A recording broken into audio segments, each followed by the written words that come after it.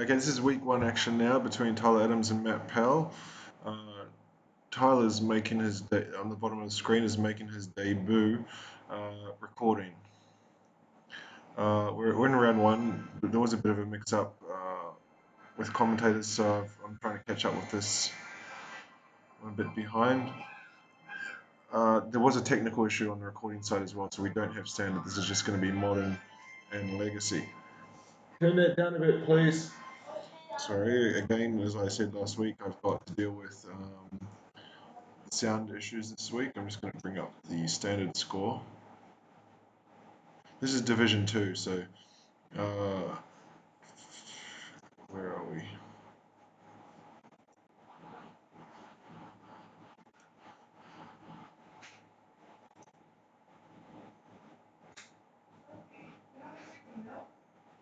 Okay, so Matt Powell took down standard 2 games to 1.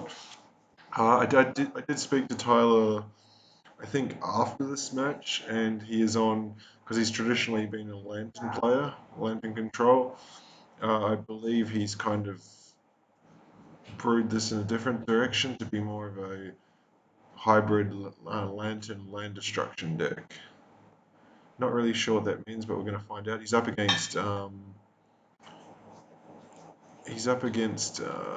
Bant Spirits. The giveaway being the Birds of Paradise and the Noble Hierarch, obviously with the Supreme Phantom. The other popular one at the moment is Blue White Spirits, which requires which uses Ether Vial instead. So here's Ensnaring Bridge. So this is the problem, I think, for Spirits. They don't generally play anything in their main deck that can beat an Ensnaring Bridge. Of course, while he's got a Noble Hierarch out, he can still do the damage. But what he's going to have to do is swing with the Hierarch or the Birds of Paradise to get the Exalted trigger. The problem is Tyler's at 16 life, so that's a 16 turn clock right there.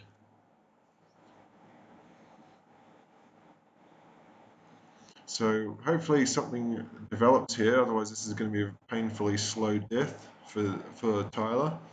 I'd imagine, here we go, but he's got a Beast Within, so that'll take care of the Noble Hierarch. You'd assume Matt has 4 of them in his deck, so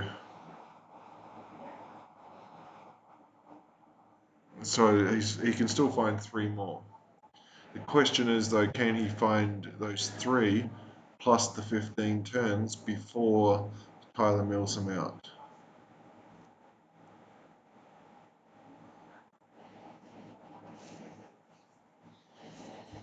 Again, a special shout out to our Patreon contributors at the bottom of the screen. You can see them there. A number of our contributors are not actually playing, which this season, so their support is greatly appreciated. Post sideboard this deck, I don't know what Matt can do. I think he may have a Kasali Pride Mage. They usually play 1 or 2 of those, which would give an exalted trigger to say Bird of Paradise. And the other one is Reclamation Sage. But you would assume that Tyler's on probably 4 Ensnaring Bridges.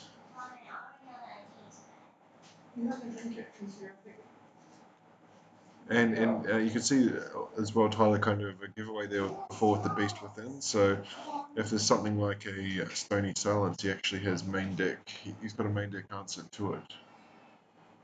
So neither player has any cards in hand at this stage.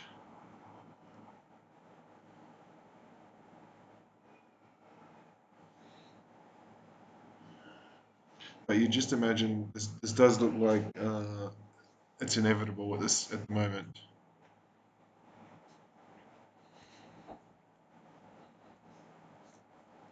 Until either player finds a key card.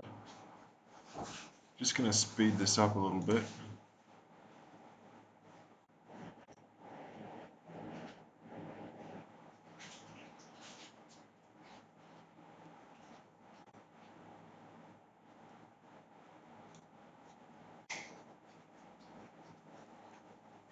Until we see something happen, because on Matt's side he can't do anything until he finds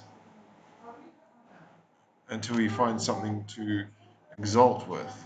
on Tyler's side, just sit there and do what you do, and win the match by a million.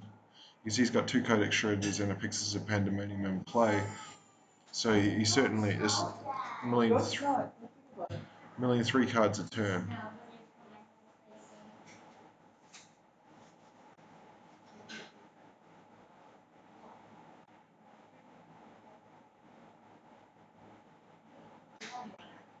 And the other problem, that, of course, that Matt has is Tyler has a Lantern of Control, Lantern of Inside Out. You can see it. Hopefully, I can just double check the recording. Yeah, it's in the top right hand corner of the recording. Yeah, so Matt had seen enough. We're going to game 2 now. Let's go to normal speed.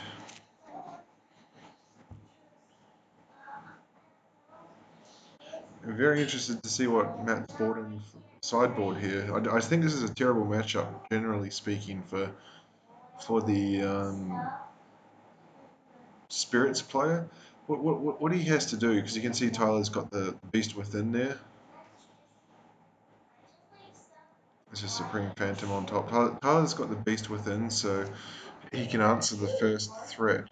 But generally speaking, I'd imagine what we're going to see here from is two Noble Hierarchs. That's going to be good here.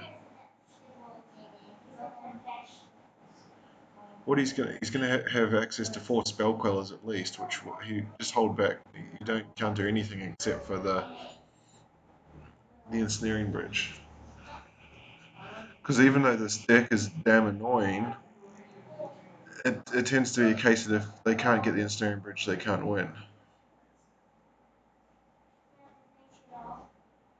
Okay, we see there a unified will. I think this might tempt Tyler to crack that lantern because he doesn't want Matt to draw the unified will, and that's exactly what he's going to do here.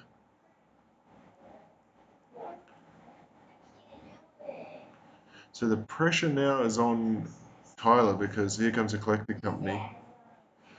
Now this is an interesting company because I would have been inclined just to play out creatures if I had them. We don't obviously see what's in Matt's hand because particularly if you've got something like a Reclamation Sage, you want to be able to find it on demand. And particularly if Tyler has a lantern out and you see it on the top, you can Coco in response. 2 Codex Shredders and a Pixis now kind of make that redundant. Here's a second one, so this is getting brutal now.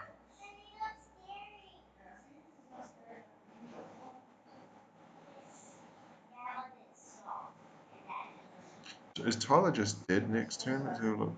So it's 2, 5, 7, 9. Oh no, 9 damage on the board. So what? Yeah, I think he's got to find something quick, smart. Beast Within will take care of that Drog Skull Captain. It is a 2-turn clock as we speak. There is a bit of a laggy jank to the playback. I don't know if that's from Tyler's recording. No, I'm surprised he's gone for Thalia there. I think he would have taken the Drug Skull Captain. Now, this is not going to work, the Rattle Chains, because Thalia is not a spirit. That might have been what Tyler's thinking was. He might have been expecting a Rattle Chains. Okay, so he's going to pump the Mausoleum Wanderer and sack it in response to counter the Beast Within. Okay, that's a nice play. But it didn't work for some reason. But Tyler's conceded, so we're going to go to game 3.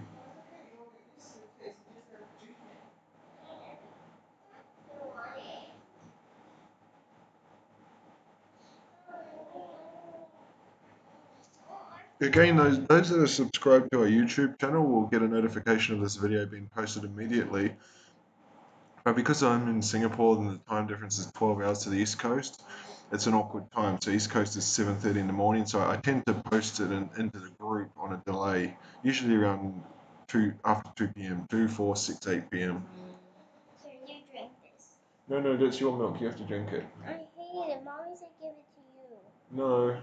I don't want it. I'm recording. Go away. So this is the deciding match after Matt Powell took standard 2-1. You can see there's a collected company sitting on top, but Matt's missing land drops here. He's got his second.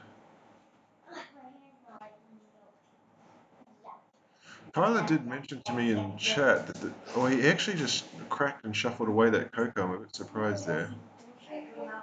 Oh no, or did he draw it for the turn? Oh, he must have drawn it for the turn. Now, he told me that this is a land destruction deck. I don't really, I haven't seen any evidence of that just yet.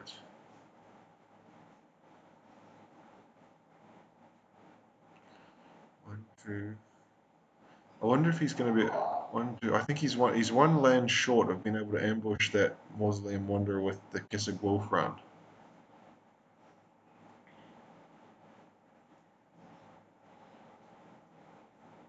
Okay, here's 3 points of damage coming in now.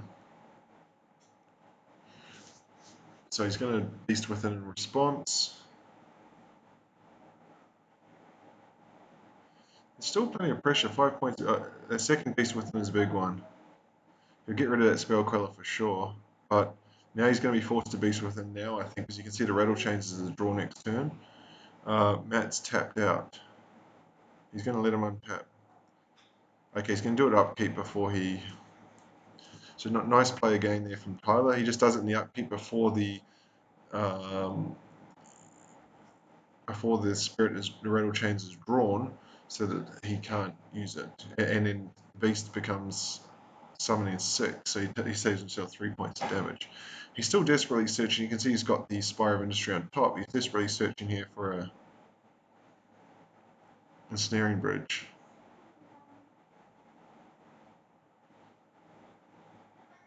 Gonna mill himself because he doesn't want that Spear of Industry. Is there anything decent with the Academy Ruins? Inquisition of Kozilek, I think, is a bit late to the party. He's facing down 8 points of damage next turn. He may... Yeah, guess it Wolf Run. That's the play here. 1, 2. He can pump it to a 2 power. But you can see flashes and Supreme Phantoms is not looking good enough for Tyler. He's got to find that. Oh, and Unified Will is the next card coming in. This is going to pump the 2 spirits. So lethal on board next turn.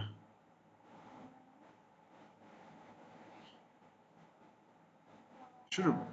Okay, so he's going to take down a. Chooses not to. He's going to go to the Academy Ruins, I think. He's in an awkward spot here because he's. Oh, he doesn't want that. So this is game, I think. He's got to shuffle away the Lantern now. Top deck time. He had 2 looks at it just now. It's a Beast Within. It's not good enough. So we're going to Legacy. Matt takes down Modern 2 games to 1. So he's going for the Matt Powell going for the sweep here. Tyler hoping to pick up. He's picked up 2 points, but he's hoping to pick up a game win here. Turn 1 Mages of the Moon, and straight away Tyler concedes. So very record time game 1. He's on the play for game 2. He can play Goblin Rabblemaster next turn. Here's another Mages of the Moon. This is not game ending.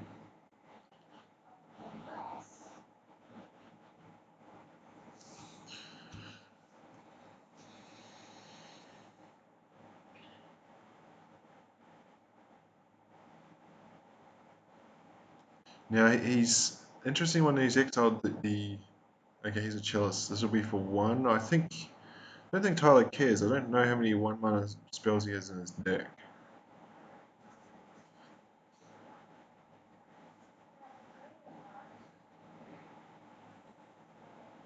He's actually going to be able to play Chandra now.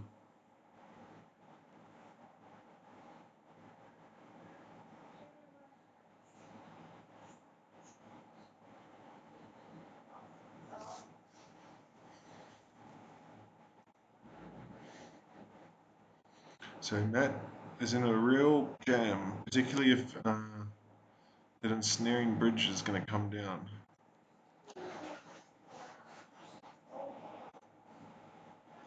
I've seen quite a few games across the league here.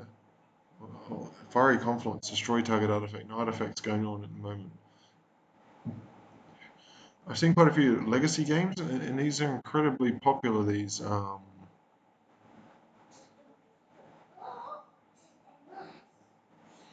kind of red prison decks at the moment.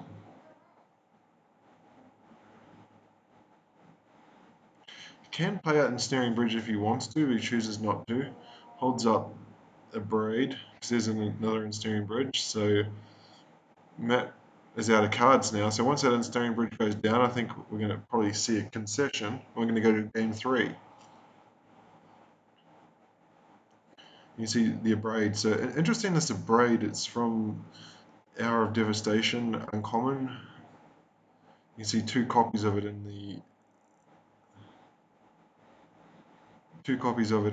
Tyler's main deck here. The Snaring Bridge was turned over by Chandra. So 4, 5, 6 coming through. I think there's no way out. We're about to go to game 3.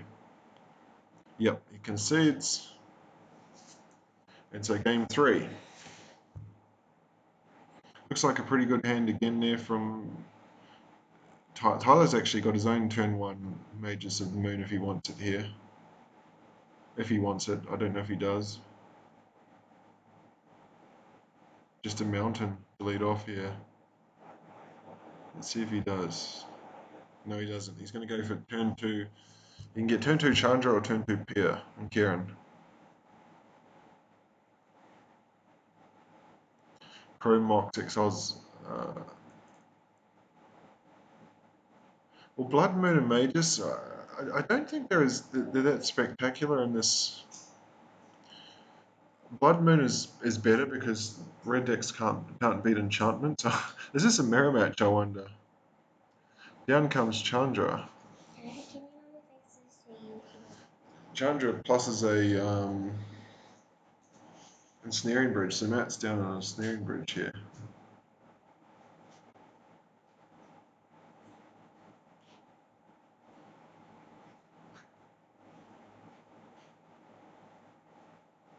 Here you go.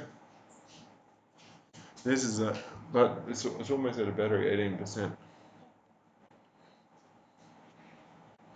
And this is going to be not very good once this Chandra comes down.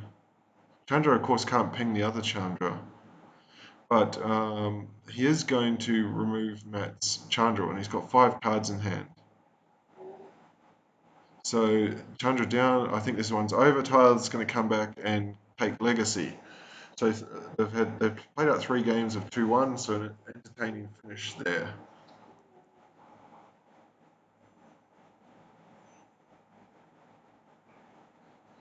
This is getting out of control. We'll see a concession, and there it is. So Matt still takes the game 9 points to 6.